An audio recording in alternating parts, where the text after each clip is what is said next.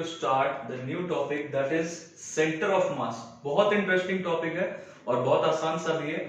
इसका क्या सिग्निफिकेंस है, हम ये क्यों पढ़ रहे हैं, ये सब कुछ हम इस वीडियो में जानेंगे। और फाइंड कैसे करते हैं सेंटर ऑफ मास, कुछ गिवन पार्टिकल्स का, सिस्टम ऑफ पार्टिकल्स का, ये सब हम सीखेंगे इस वीडियो में। तो स्टार्ट करते हैं। इसके लिए बहुत आसान सा एग्जांपल लेंगे। मान लो किसी एक फील्डर के पास एक बॉल है, क्रिकेट बॉल। हम सबने क्रिकेट खेला, सबको पता है। क्रिकेट बॉल हमने अपने हाथ में लिया और हम उसको ऊपर के डायरेक्शन में फेंकते हैं, वर्टिकली अपवर्ड डायरेक्शन में फेंकते हैं। तो ऑब्वियसली हम ऐसा नहीं कर सकते जैसे ये, तो इसको बिल्कुल ऐसे हम ऊपर फेंक सकते हैं, फिर भी ये थोड़ा बहुत इधर उधर, बिल्कुल स्ट्रेट ये भी नहीं जा रहा है। तो बॉल है, बॉल को अगर हम बिल्कुल ऐसे चाहें कि ऐसे है, ऐसे ही बिल्कुल ऊपर फेंक दे तो बिल्कुल ऐसे नहीं जाएगा, थोड़ा बहुत वो स्विंग करेगा, थोड़ा बहुत स्पिन करेगा। खैर ये सब तो एयर के रेजिस्टेंस की वजह से, एयर के फ्रिक्शन फोर्स की वजह से होगा। मान लेते हैं हमारे पास जो बॉल है उसको हमने थोड़ा सा स्पिन पहले ही कर दिया, फेंकते वक्त ही हम उसको ऊपर के डायरेक्शन में फेंक रहे हैं। और फेंक कैसे रहे हैं? थोड़ा सा स्पिन करके, बॉल को थोड़ा सा स्पिन करके ऊपर के डायरेक्शन में फेंका। अब जरा सोचो तो, ये रहा हमारा बॉल। बॉल के सरफेस पे तुम किसी भी एक पार्टिकल को कंसीडर कर लो। मान लो ये पार्टिकल थोड़ा बोल्ड कर दिया ताकि ये तुम्हें दिखे कि किसके बारे में बात करें। ये बॉल है, बॉल के सरफेस का कोई भी पार्टिकल, यहां यहां यहां यहां कोई भी पार्टिकल। तो बच्चों ये पार्टिकल जो है ये कैसे जाएगा ऊपर? हमने बॉल को कैसे फेंका है? ऊपर के डायरेक्शन में फेंका है, स्पिन करके। तो स्पिन करके फेंका है तो ये बॉल घूमता हुआ जाएगा ऊपर के डायरेक्शन में। ये ऊपर जाएगा, वर्टिकली अपवर्ड डायरेक्शन में जाएगा, बट कैसे? घूमता हुआ। तो अगर इस पर्टिकुलर हम पार्टिकल के बारे में बात करें तो ये पार्टिकल कैसे जाएगा? कुछ ऐसे ऐसे स्पाइरल पाथ रहेगा इसका। मतलब ये पार्टिकल बिल्कुल सीधा नहीं जाएगा, ये पार्टिकल बिल्कुल स्ट्रेट नहीं जा सकता है क्योंकि बॉल को हमने स्पिन कर दिया है। तो ये पार्टिकल का पाथ कुछ ऐसा रहेगा, स्पाइरल, मतलब कॉम्प्लेक्स रहेगा। ये बिल्कुल स्ट्रेट लाइन पे नहीं जाएगा और ना ही किसी प्लेन में रहेगा जैसे तुम्हें दिख रहा है। चलो देखते हैं, ये ऐसे कुछ जा रहा है तो ये किसी एक पर्टिकुलर प्लेन में भी नहीं रहेगा। इसका पाथ कैसा है? ऐसे गया, ये रहा, फिर उसके तुरंत इसका प्लेन बदल गया, प्लेन इधर हो गया, फिर ऐसे हो गया। तो इसका प्लेन भी सेम नहीं है, पर्टिकुलर नहीं है, प्लेन भी बदल रहा है और ये स्ट्रेट लाइन पे भी मूव नहीं कर रहा है। मतलब इसका पाथ जो है हमारा बहुत कॉम्प्लेक्स है। हमें अगर बोला गया कि इसका पाथ क्या है इसके मोशन का, ये फाइंड करो, तो हम फंस जाएंगे। बहुत कॉम्प्लेक्स पाथ है। बट एक ऐसा पार्टिकल है इसमें, एक ऐसा पॉइंट है इसमें जो बिल्कुल सीधा जाएगा, that is our centre of mass.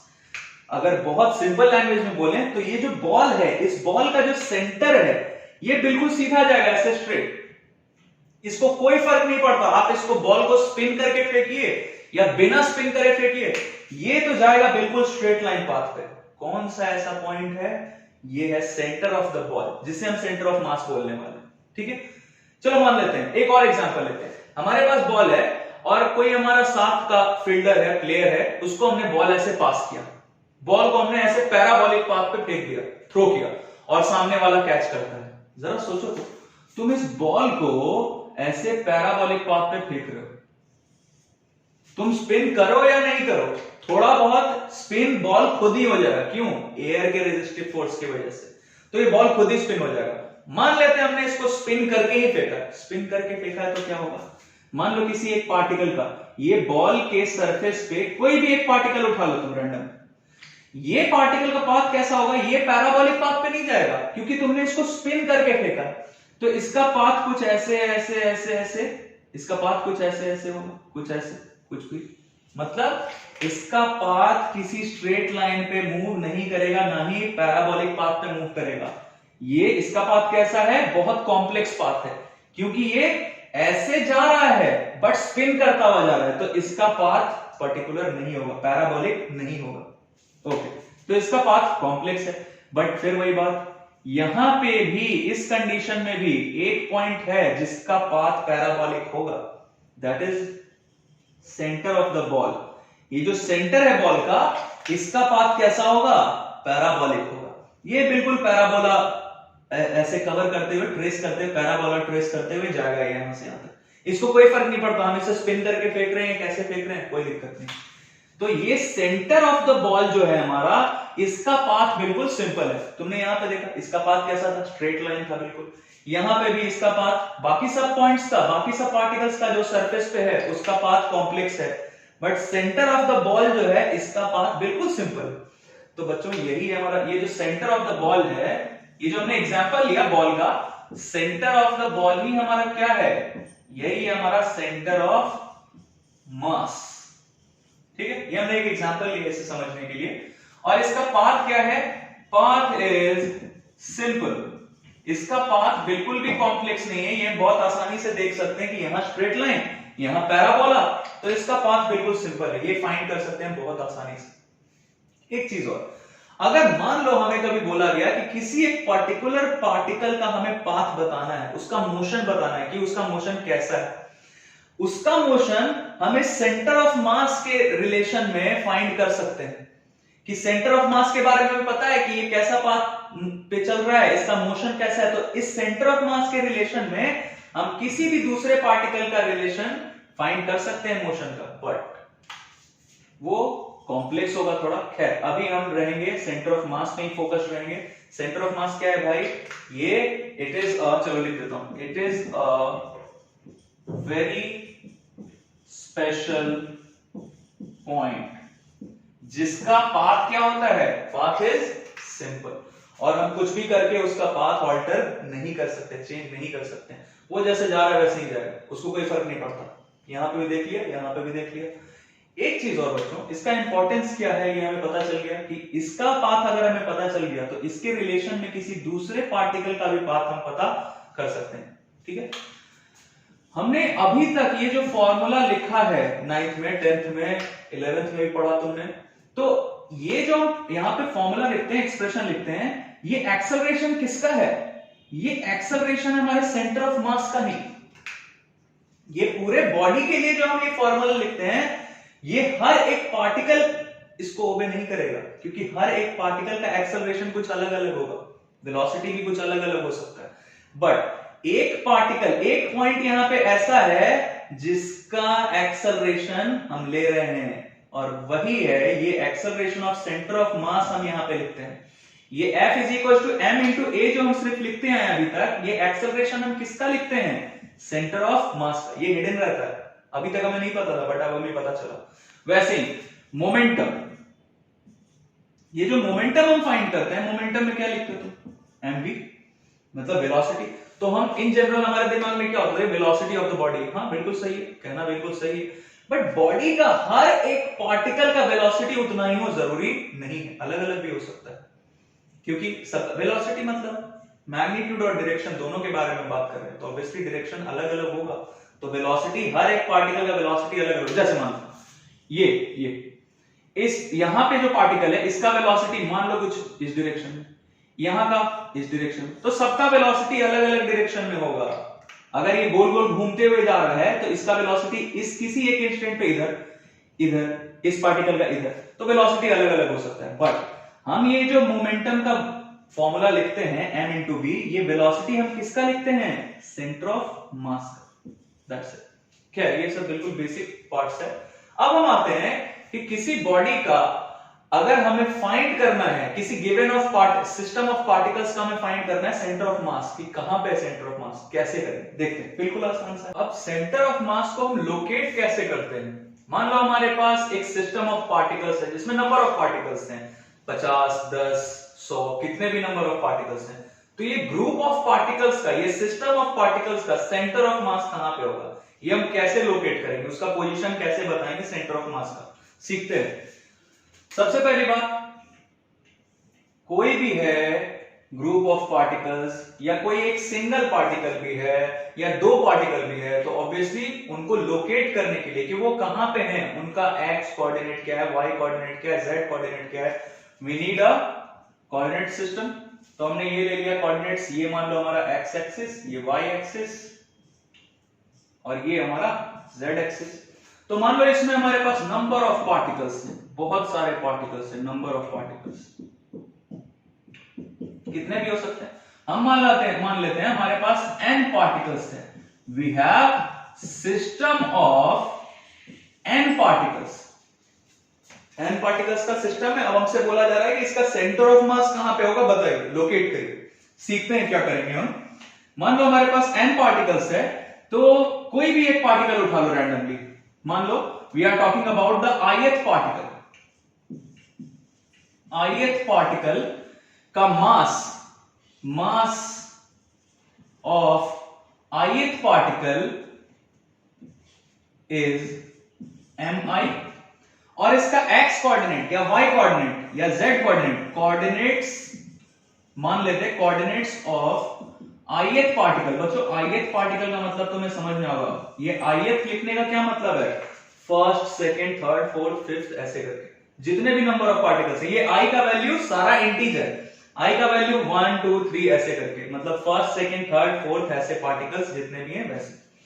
Coordinate of ith particle क्या होगा, मान लेते हैं xi, yi, zi, ये हमारा कोऑर्डिनेट्स हो गया ith पार्टिकल। कोई भी रैंडम ले लो, मान लो हम ये इसी पार्टिकल के बारे में बात करें, इस पार्टिकल का मास कितना है भाई, mi, ith पार्टिकल का मास कितना है mi, और इस ith पार्टिकल का कोऑर्डिनेट्स क्या है, xi, yi, zi, ये हमें पता चलते हैं। अब सेंटर ऑफ मास को लोकेट करने के लिए हम क्या करते हैं, देखें क्या करेंगे हम। सबसे पहले तो ये जितने भी पार्टिकल्स हैं, सारे पार्टिकल्स, मान लो ये फर्स्ट पार्टिकल तो m1, इसका मास m1, सेकेंड पार्टिकल मास m2, थर्ड पार्टिकल मास m3, ऐसे करके चलेगा। और इसका x कोऑर्डिनेट क्या हो जाएगा, फर्स्ट पार्टिकल का x1, सेकेंड पार्टिकल का x2, x3 ऐसे करके। तो हम क्या करते हैं, हमने फाइंड कर लिया mi xi, मतलब प्रोडक्ट फाइंड किया, mi और xi का प्रोडक्ट हमने फाइंड किया। mi क्या है, मास ऑफ ith पार्टिकल, और xi क्या है, x कोऑर्डिनेट। चलो यहां लिख देता हूं, ये xi क्या रिप्रेजेंट कर रहा है, x coordinate of ith particle. ith particle i की जगह कुछ भी हो सकता है, फर्स्ट, सेकंड, थर्ड, कुछ भी। तो ये मतलब x कोऑर्डिनेट किसी का भी ले सकते हैं। अगर हमने बोला फर्स्ट पार्टिकल का x कोऑर्डिनेट तो x1 लिखेंगे, सेकंड पार्टिकल का x कोऑर्डिनेट तो x2, थर्ड पार्टिकल का x कोऑर्डिनेट तो x3, ऐसे करके। mi यहां पे क्या है, मास ऑफ ith पार्टिकल। तो ये प्रोडक्ट हम हर एक पार्टिकल के लिए फाइंड करेंगे, हर एक पार्टिकल के लिए mi xi हम सारे पार्टिकल्स के लिए फाइंड करेंगे और सबका समेशन करेंगे। मतलब हमारा काम क्या है, समेशन करना है mi xi। अभी तुम्हें समझाने के लिए मैं लिख देता हूं, और ये i स्टार्ट कहां से होगा, i का वैल्यू कहां से स्टार्ट होगा, 1 से जाएगा कहां तक, n तक, क्योंकि नंबर ऑफ पार्टिकल्स कितना है हमारा, n। ये एग्जांपल ले रहे हैं समझने के लिए। नंबर ऑफ पार्टिकल्स हमें क्वेश्चन में अगर गिवन रहेगा 50 है, 60 है, 100 है, तो वो हम ले लेंगे, n का वैल्यू क्या रहेगा, 60। मान लो 60 पार्टिकल्स है, तो i कहां से स्टार्ट हो रहा है, 1 से, और जाएगा कहां तक, 60 तक। सबके लिए हम लिखेंगे ये value m1 x1 plus m2 x। चलो ये लिख के दिखा देता हूं। इसका मतलब क्या होगा, m1 x1 plus m2 x2 plus m3 x3 and so on. जितना भी है सबका हमने समेशन कर लिया, और ये समेशन को हम ऐसे लिख सकते हैं, बिल्कुल सिंपल। तो x कोऑर्डिनेट, सेंटर ऑफ मास का x कोऑर्डिनेट के लिए ये रहा हमारा एक्सप्रेशन, mi xi का समेशन कहां से कहां तक, i का वैल्यू कहां से कहां तक जाएगा, चेंज होगा, 1 से स्टार्ट करेंगे, 1 2 3 4 5 6 ऐसे करके कहां तक जाएंगे, n तक, और इस सबका समेशन कर देंगे। ये रहा हमारा ये पार्ट। ये जो समेशन हमने लिखा है, इस पूरे को हम कैसे लिख सकते हैं, ऐसे लिख सकते हैं, बिल्कुल सिंपल। और ये 1 by capital M, capital M क्या है, जितने भी पार्टिकल्स हैं सबका मास का सम। चलो यहां मैं लिख देता हूं, ये कैपिटल M यहां लिख देता हूं, वेयर M क्या है, जितने भी पार्टिकल्स हैं सबका मास का सम। जैसे क्या हो जाएगा, m1 plus m2 plus m3 m4 plus m6 ऐसे करके जितने भी पार्टिकल्स है सबका सम कर लिया। तो सबका सम करने से हमें इस पूरे सिस्टम ऑफ पार्टिकल्स का मास पता चल गया। तो ये कैपिटल M यहाँ पे क्या है, सिस्टम ऑफ पार्टिकल्स का, इस पूरे सिस्टम ऑफ पार्टिकल्स का मास, दैट्स इट। तो बच्चों x कोऑर्डिनेट फाइंड करने के लिए ये रहा हमारा एक्सप्रेशन। जितने भी नंबर ऑफ पार्टिकल्स हैं इस सिस्टम में, जितने भी नंबर ऑफ पार्टिकल्स हैं, सारे पार्टिकल्स का, इस पूरे सिस्टम ऑफ पार्टिकल्स का सेंटर ऑफ मास कहां पे है, ये मान लो ये हमारा क्या है, सेंटर ऑफ मास। तो ये सेंटर ऑफ मास लोकेट करने के लिए x कोऑर्डिनेट हमने ऐसे लोकेट कर लिया। वैसे ही y कोऑर्डिनेट के लिए क्या करोगे, लिख देता हूं, y कोऑर्डिनेट के लिए बिल्कुल सब कुछ वही रहेगा, 1 बाई कैपिटल M, मतलब इस पूरे सिस्टम ऑफ पार्टिकल्स का मास समेशन करेंगे। इस बार y कोऑर्डिनेट फाइंड करना है, तो क्या करेंगे, mi वाई आई, फिर आई कहां से स्टार्ट हो रहा है, 1 से जाएगा कहां तक, n तक। तो ये सबका समेशन, जैसे m1 x1 plus m2 x2 कर रहे थे, वैसे ही यहां क्या करेंगे, m1 y1 plus m2 y2 plus m3 y3 ऐसे करके सो ऑन कहां तक, nth टर्म तक, दैट्स इट। वैसे ही z कोऑर्डिनेट फाइंड करने के लिए क्या करेंगे, सेंटर ऑफ मास का यहां लिख लेते हैं हम, इधर लिखता हूं मैं, ये वाला पार्ट मैं हटा रहा हूं, z कोऑर्डिनेट लिखने के लिए सेंटर ऑफ मास का क्या करेंगे, फिर वही काम, 1 बाई कैपिटल M, समेशन कहां से कहां तक, mi zi, i का वैल्यू 1 से लेके n तक, सबका समेशन कर दिया। तो बच्चों ये सेंटर ऑफ मास का x कोऑर्डिनेट, y कोऑर्डिनेट और z कोऑर्डिनेट हमें पता चल गया। तो सेंटर ऑफ मास का कोऑर्डिनेट्स हमारा क्या हो गया, चलो यहां लिखते हैं, सेंटर ऑफ मास कैसे लोकेट किया हमने, इसका कोऑर्डिनेट्स क्या क्या हो गया, capital X, capital Y, capital Z, और ये X Y Z का वैल्यू सेंटर ऑफ मास का कोऑर्डिनेट से X Y Z, capital X capital Y capital Z, और ये फाइंड कैसे करते हैं हमें दिख रहा है, कैपिटल X ऐसे फाइंड करेंगे, कैपिटल Y ऐसे और कैपिटल Z ऐसे। खैर ये तो हमारा हो गया सेंटर ऑफ मास का कोऑर्डिनेट्स, हमने सेंटर ऑफ मास को लोकेट कर लिया for the given system of particles, कितने भी नंबर ऑफ पार्टिकल्स हम बहुत आसानी से कर सकते हैं। अब आते हैं कि इसका अगर हमें बोला गया कि इसका पोजीशन वेक्टर क्या है, सेंटर ऑफ मास का पोजीशन वेक्टर क्या है, देख लेते हैं, उसको करते हैं, क्या कर सकते हैं। ये सारा चीज जिन्हें भी कॉपी करना हो वो वीडियो पॉज करके कॉपी कर लेंगे।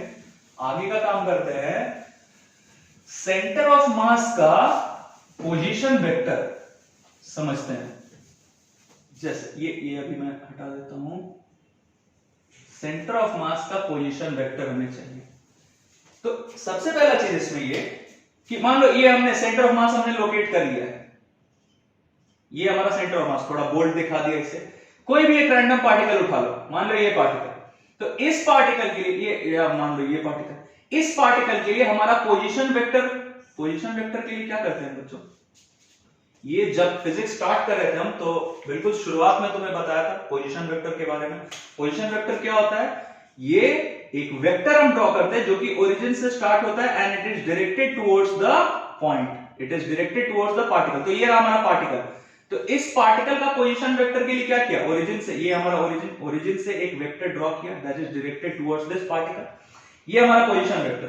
तो मान लो इस पार्टिकल का, ये हमारा ith पार्टिकल है, ith पार्टिकल का पोजीशन वेक्टर मान लो हमने ऐसे डिनोट किया ri वेक्टर, यही हमारा पोजीशन वेक्टर, हम इसी से r वेक्टर से डिनोट करते थे, तो ये हम ri वेक्टर से ith पार्टिकल के बारे में बात करें इसलिए ri वेक्टर से डिनोट कर दिया इसका पोजीशन वेक्टर। तो हमारा सेंटर ऑफ मास का जो पोजीशन वेक्टर है, देखो कैपिटल R लिखा, cm, मतलब ये हमारा सेंटर ऑफ मास का पोजीशन वेक्टर हम लिख रहे हैं। इसके लिए हम क्या करते हैं, capital M obviously the total mass of the system of particles, और mi वेक्टर, बिल्कुल सिंपल है, इसको तुम पिछले से रिलेट कर सकते हो। ये वेक्टर ri का मतलब क्या, पोजीशन वेक्टर के लिए हम क्या करते हैं, x coordinate i cap plus y coordinate j cap plus z coordinate k cap. तो इससे तुम कंपेयर करोगे तो अभी जो हमने लिखा है x y और z, सेंटर ऑफ मास का x y और z कोऑर्डिनेट्स, वो सब कुछ हम यहां से अलग अलग करके ब्रेक करके देख सकते हैं। ओके, तो ये mi वेक्टर हमें क्या करना होगा, हर एक वेक्टर का पोजीशन, हर एक पार्टिकल का position vector, r1 vector, r2 vector, r3 vector, ऐसे करके सबका पोजीशन वेक्टर हमें पता चल जाएगा।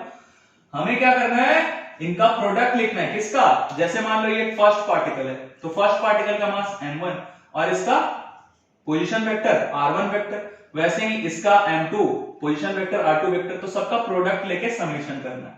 और ये कैपिटल M तुम्हें दिख रहा है, ये mass of the system of particles है, total mass of the system of particles.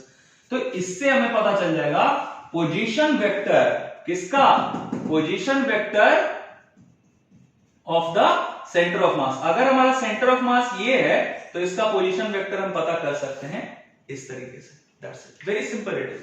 अब बच्चों ये तो हमारा बहुत बेसिक सा पार्ट था कि सेंटर ऑफ मास को हम लोकेट कैसे करते हैं। इससे रिलेटेड एक बहुत आसान सा एग्जांपल लेते हैं ताकि हमारा कॉन्सेप्ट थोड़ा बढ़िया हो जाए।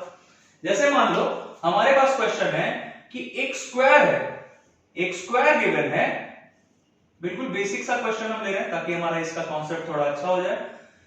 एक हमारे पास स्क्वायर है और इस स्क्वायर का साइड मान लो हमें गिवन है, स्क्वायर का साइड है a।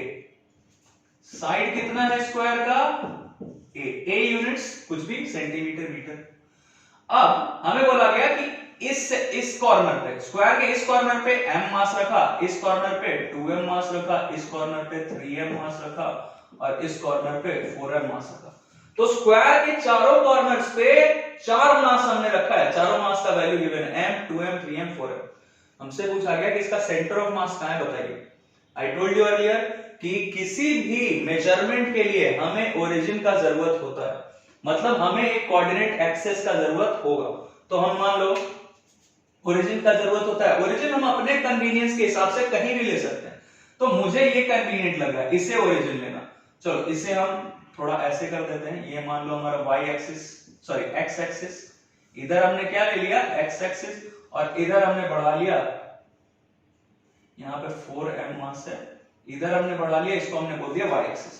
तो अकॉर्डिंग टू आवर कन्वीनियंस हमने ये जो जहां पे ये स्मॉल m मास रखा हुआ है उस पॉइंट को हमने बोल दिया, उस वर्टेक्स को हमने बोल दिया ओरिजिन। तो ये हमारा ओरिजिन अगर है बच्चों, तो ये 0,0, इसका कोऑर्डिनेट ये हो गया। सबका कोऑर्डिनेट्स लिखना है क्योंकि देखो सेंटर ऑफ मास का x कोऑर्डिनेट हो या y कोऑर्डिनेट हो या z कोऑर्डिनेट हो, इसके लिए हमें क्या क्या चाहिए, क्या क्या चाहिए? मास ऑफ द पार्टिकल, पार्टिकल का मास चाहिए तो वो तो गिवन ही है, और x coordinate of the particles. वैसे ही y कोऑर्डिनेट सेंटर ऑफ मास का फाइंड करना होगा तो क्या क्या चाहिए होगा? मास ऑफ द पार्टिकल और y coordinate of the particle, और जितने भी पार्टिकल्स होंगे सबका ये समेशन कर देंगे। चलो देखते हैं क्या करने वाले हैं। तो इसका अब ये वाला मास m है, इसका कोऑर्डिनेट्स तो पता चल गया, x कोऑर्डिनेट और y कोऑर्डिनेट दोनों 0 0। इस पे आओ तो जरा, साइड क्या गिवन है a, मतलब ये साइड कितना होगा a, तो यहां से लेके यहां तक का साइड का हमारा मेजरमेंट है a, तो यहां का x कोऑर्डिनेट क्या हो जाएगा, देखो तो यहां से बढ़े a, 0, y कोऑर्डिनेट तो नहीं बदल रहा है, 0 का 0। वैसे ही अब यहां ये क्या हो गया, इसके लिए इधर से a बढ़े और y एक्सिस के अलोंग भी a बढ़े, मतलब इसका कोऑर्डिनेट्स a, a। चलो यहां आ जाओ, इसका x कोऑर्डिनेट क्या होगा, y एक्सिस के ऊपर है ना ये पॉइंट, तो इसका x कोऑर्डिनेट क्या है 0, y कोऑर्डिनेट क्या होगा a, दैट्स इट। सबका लिख लिया हमने। अब हम आ जाते हैं यहाँ पे, ये इसका ये जो सिस्टम ऑफ पार्टिकल्स है हमारा, सिस्टम ऑफ पार्टिकल्स में कितने पार्टिकल्स हैं? 4 पार्टिकल्स हैं, बहुत आसान सा। तो इसका सेंटर ऑफ मास फाइंड करो तो कैपिटल M क्या है? टोटल मास m plus 2m 3m, 3m plus 3m 6m और ये 10m, तो ये कितना हो गया 10m। समेशन करना है mi/xi, तो चलो पहले इसको ले लेते हैं, इसका मास m और इसका x कोऑर्डिनेट 0। अभी शुरुआत कर रहे हैं इसलिए पूरा पूरा लिखता हूं, 1/10m और ये क्या है mi/xi, तो पहले इस मास से शुरू करते हैं, m1, इसका x कोऑर्डिनेट क्या है 0, मतलब m इंटू 0, कोई दिक्कत, प्लस का साइन करो। अब आ जाते हैं इस पे, तो m2x2, मतलब यहां पे क्या हो गया, सेकंड मास हमारा क्या है 2m, इसका x कोऑर्डिनेट क्या है a, m into m1 mi into xi, मतलब 2m इंटू इसका x कोऑर्डिनेट a, तो लिखो 2m इंटू a प्लस, तीसरे पे आ जाओ यहां पे, तो mi इंटू xi, mi की जगह क्या 3m इंटू इसका x कोऑर्डिनेट a प्लस, अब आ जाओ इस पे चौथे पे, तो इसके mi की जगह क्या रखोगे 4m मल्टीप्लाइड बाय इसका y coordinate, sorry x coordinate क्या है 0, ये हो गया हमारा काम। अब देखो तो 1/10m, ये कितना हो गया, ये 0, ये कितना हो गया 2ma प्लस 3ma, ये तो 0 हो गया, कितना बच गया 5ma, मतलब 1/10m और ये कितना है 5ma। जरा देखो तो ये m कैंसिल, 5 से 2 कैंसिल, कितना आ गया a/2, मतलब x coordinate of centre of mass आ गया a/2। वैसे ही y कोऑर्डिनेट भी फाइंड कर सकते हैं, बहुत आसान है। y coordinate of centre of mass क्या हो गया 1 बाय कैपिटल M की जगह डायरेक्टली रख लूं 10m टोटल मास। चलो mi एक बार लिख देता हूं, क्या होता है ये 1 बाय कैपिटल M mi और mi यहां पे क्या, मतलब m y कोऑर्डिनेट क्या 0, तो m इंटू 0, इस बार हम y कोऑर्डिनेट फाइंड कर रहे हैं सेंटर ऑफ मास का, ये ध्यान रखना, प्लस mi की जगह 2m और ya की जगह इसका y कोऑर्डिनेट क्या है 0 प्लस 3m, इसका y कोऑर्डिनेट क्या है a प्लस मास क्या है 4m, y कोऑर्डिनेट क्या है a। चलो 1/10m, ये 0 ये भी 0, ये कितना हो गया 3ma 4ma मतलब 7ma, m और m तो कैंसिल हो गए, कितना है 7a/10। ये आ गया बच्चों हमारा सेंटर ऑफ मास का y कोऑर्डिनेट। तो हमने सेंटर ऑफ मास को लोकेट कर लिया। सेंटर ऑफ मास कहां पे है, इसका सेंटर ऑफ मास का कोऑर्डिनेट्स क्या है, चलो लिख लेते हैं। कोऑर्डिनेट्स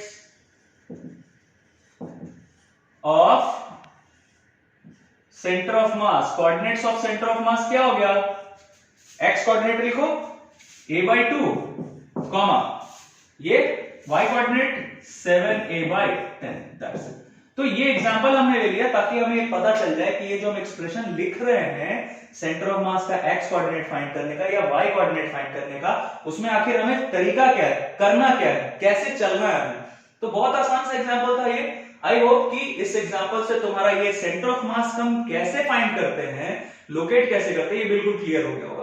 अब हमने एक जनरलाइज्ड वे में डिस्कस कर लिया कि सिस्टम ऑफ पार्टिकल्स है हमारे पास एक, उस सिस्टम ऑफ पार्टिकल्स में नंबर ऑफ पार्टिकल्स है जो कुछ भी हो, 50 80 100 200 कितने भी हो, तो हम उसका सेंटर ऑफ मास लोकेट कर सकते हैं। अब एक बहुत आसान सा हमारा एग्जांपल है, ये हो सकता है तुम्हारे स्कूल के एग्जाम्स में या बोर्ड्स के एग्जाम्स में पूछा जाए। सेंटर ऑफ मास हमें लोकेट करना है किसका, अ सिस्टम ऑफ 2 पार्टिकल्स, बस 2 पार्टिकल्स हैं। तो इन दोनों पार्टिकल्स का, ये मान लो हमारा 2 पार्टिकल्स, ये पार्टिकल ए ये पार्टिकल बी, और इन दोनों पार्टिकल्स के बीच का सेपरेशन हमें कुछ दिया हुआ है। मान लो दोनों के बीच का सेपरेशन है d, स्मॉल d, कुछ भी ले सकते हैं, small d small r capital R कुछ भी। तो ये हमारा 2 पार्टिकल्स है और दोनों पार्टिकल्स के बीच का सेपरेशन कितना है, स्मॉल d। हमें बताना है कि इस दोनों पार्टिकल्स का जो सिस्टम है हमारा, सिस्टम ऑफ 2 पार्टिकल्स, इसका सेंटर ऑफ मास कहां पे होगा। फिर वही बात, हमें सबसे पहले क्या लेना होगा, ओरिजिन, जहां से सारा मेजरमेंट हम करने वाले हैं। तो ओरिजिन हम अपने कन्वीनियंस के हिसाब से कहीं पे भी ले सकते हैं। मान लो ये पॉइंट ए, ये पार्टिकल ए जहां पे है, उस पॉइंट को ही हमने ले लिया ओरिजिन। तो ओरिजिन का कोऑर्डिनेट्स क्या होगा, 0, 0, 0, x y z तीनों कोऑर्डिनेट्स हम ले रहे हैं। तो ये हमारा इसका कोऑर्डिनेट्स क्या हो गया 0, 0, 0, क्योंकि ये हमने ओरिजिन लेट कर लिया है। और चलो लिख लेते हैं, the line joining the particles A and B is taken as the x-axis। इसको हमने x-axis ले लिया। x-axis हमारा क्या है, ओरिजिन हमारा क्या है, जहां पे ये पार्टिकल A रखा हुआ है उसको हमने ओरिजिन मान लिया।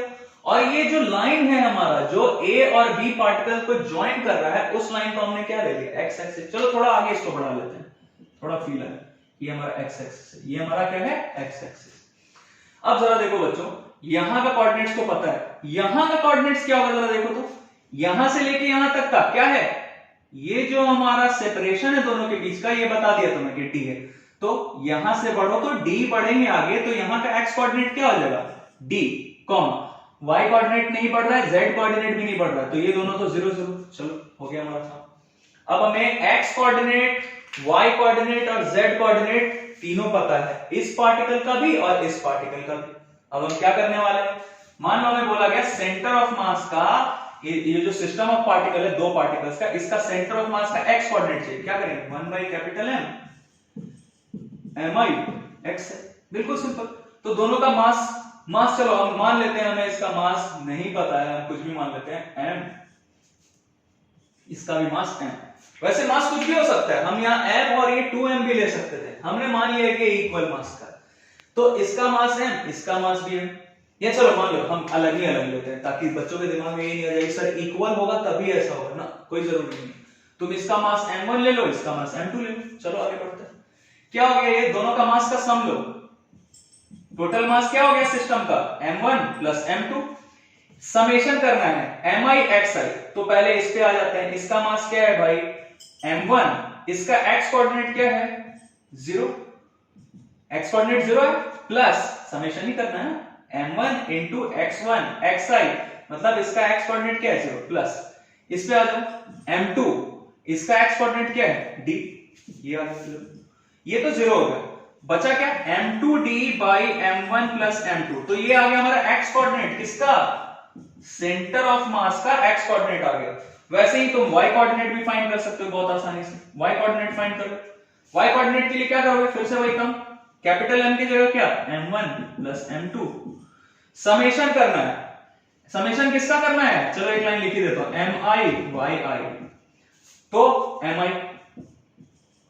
क्या हो गया भाई, mi कितना है, मतलब ये m1 मल्टीप्लाइड बाय इसका y कोऑर्डिनेट क्या है, देखो ये तो 0 प्लस mi इंटू 0, यहां पे भी मल्टीप्लाई, ये कंफ्यूज मत हो ना, ये मल्टीप्लाई के लिए हम दे रहे हैं, ठीक है, यहां पे भी ये mi m1 इंटू o है प्लस m2 इंटू इसका y कोऑर्डिनेट भी 0, मतलब क्या हो गया, y कोऑर्डिनेट क्या आ गया, ये 0 मतलब 0 बाय इतना, ये क्या हो गया, y कोऑर्डिनेट आ गया 0। एंड वेरी सिंपल कि हमें दिख रहा है कि y कोऑर्डिनेट के अलावा तो कुछ हो ही नहीं रहा है इसमें मेजरमेंट, सारा मेजरमेंट तो x एक्सिस के अलावा ही है। y कोऑर्डिनेट 0, ऐसे ही सेंटर ऑफ मास का z कोऑर्डिनेट भी 0 होगा, ये मुझे फाइंड करके दिखाने का जरूरत नहीं है, तुम्हें पता चल रहा होगा कि ये भी 0 होगा। z कोऑर्डिनेट भी सेंटर ऑफ मास का 0, मतलब x कोऑर्डिनेट हमें पता चल गया, तो हम ये बता सकते हैं कि सेंटर ऑफ मास हमने लोकेट कर दिया। सेंटर ऑफ मास मान लो बच्चों हमने यहां पे लोकेट कर लिया, ये रहा हमारा सेंटर ऑफ मास, मान लो इसको हम c से डिनोट कर रहे हैं। सेंटर ऑफ मास हमें मिल गया, कहां पे मिला, m2d by m1 plus m2, मतलब सेंटर ऑफ मास का हमें कोऑर्डिनेट पता चल गया। चलो इसको पूरा लिख ही लेते हैं, coordinate of centre of mass, क्या हो गया कोऑर्डिनेट्स, x कोऑर्डिनेट लिखो m2d by m1 plus m2, y coordinate 0, z coordinate भी 0, तो ये हमें सेंटर ऑफ मास को हमने लोकेट कर लिया है यहां पे। अब एक इसका हमारा क्या कंक्लूजन हो रहा है देखते हैं, क्या कंक्लूड किया हमने, ये जरा देखो तो, ये हमारा ओरिजिन है, सेंटर ऑफ मास कहां पे भाई, m2d by m1 plus m2, मतलब ये जो हमारा लेंथ है ये हमें पता चल गया। इसको मैं थोड़ा इसको हटाते हैं, इसको इधर लिख देता हूं 0,0,0, मतलब ये यहां से लेके यहां तक का हमें मेजरमेंट पता चल गया। ये सेंटर ऑफ मास कहां पे है, m2d by m1 plus m2, तो x एक्सिस के अलोंग मतलब ओरिजिन से यहां तक का डिस्टेंस x कोऑर्डिनेट हमें पता चल गया, मतलब ये डिस्टेंस हमें पता चल गया, x कोऑर्डिनेट इतना है, यहां का सेंटर ऑफ मास का x कोऑर्डिनेट इतना है, मतलब ये डिस्टेंस हमें पता चल गया, कितना हो गया भाई ये m2d by m1 plus m2, मतलब चलो मैं यहां लिख देता हूं AC, ये जो हमारा लेंथ AC है, AC क्या हो गया भाई m2d by m1 plus m2। वैसे ही अब ये CB भी हम पता कर सकते हैं क्या, CB क्या होगा जरा देखो तो, CB के लिए तुम क्या करोगे, यहां से यहां तक पूरा है हमारा D, तो इस पूरे D में से अगर तुम इसको माइनस कर दो तो ये CB पता चल जाएगा। चलो कर लेते हैं, D में से, इस पूरे D में से मतलब AB में से हमने क्या माइनस कर दिया, AC, तो D में से माइनस कर दिया m2d by m1 plus m2। अगर इसे हम माइनस कर देते हैं तो हमें यहां से किसका वैल्यू पता चल जाएगा, CB का। चलो ये सब हम बाकी सब हटाते हैं, जिन्हें कॉपी करना होगा वो पॉज करके कॉपी कर सकते हैं, आगे का काम करते हैं। क्या दिख रहा है हमें यहां से देखो तो, ये चलो एलसीएम ले लिया m1 प्लस m2, ये ऊपर गया, क्या हो गया ये m1d प्लस m2d माइनस ये m2d तो था ही, क्या हो गया यहां से m2d कैंसिल, बचा क्या m1d by m1 plus m2, ठीक है, तो ये हमारा CB का वैल्यू आ गया। अब जरा देखो बच्चों, अगर AC इज टू CB तुम फाइंड करो, AC इज टू CB, मतलब हम ये रेशियो फाइंड कर रहे हैं कि ये जो सेंटर ऑफ मास है हमारा, ये इस लाइन को, the line joining the particles को किस रेशियो में डिवाइड कर रहा है, ये सब तुमने क्लास 10th में पढ़ा होगा, कोऑर्डिनेट ज्योमेट्री में, ये डिस्टेंस एंड सेक्शन फार्मूला में तुमने ये सब पढ़ा होगा। चलो AC बाय CB कितना होगा देखो, AC का वैल्यू रखो, AC का वैल्यू क्या है m2d by m1 plus m2 divided by CB का वैल्यू देखो तो हमने फाइंड कर लिया m1d bye m1 plus m2। तुम्हें दिख रहा होगा कि मल्टीप्लाई करने का या मल्टीप्लाई का साइन दोगे उल्टा हो गया, मतलब m1 प्लस m2 ये कैंसिल, बचा क्या हमारे पास m2d बाय m1d, dd भी कैंसिल, मतलब AC/CB का हमारा रेशियो क्या आ गया, M2:M1। तो हमारा यहाँ पे कंक्लूजन क्या हुआ, ये जो हमारा सेंटर ऑफ मास है ये इस लाइन को जो कि इन दोनों पार्टिकल्स को ज्वाइन कर रहा है उसको किस रेशियो में डिवाइड किया, AC/CB क्या है हमारा, inverse ratio of their masses, मतलब M2:M1। ये हमारे क्वेश्चन में काम आ सकता है कहीं पे भी, ये हमारा कंक्लूजन है। कंक्लूजन क्या है हमारा कि AC/CB ये किस रेशियो की इक्वल हो गया, M2:M1। ये हटा दूं मैं, ये चलो ये हटा लेते हैं। ये रेशियो AC/CB का रेशियो किसके इक्वल आया, M2:M1। मतलब ये लाइन को सेंटर ऑफ मास ने इस पूरे लाइन को किस रेशियो में डिवाइड किया, M2:M1। It's very simple.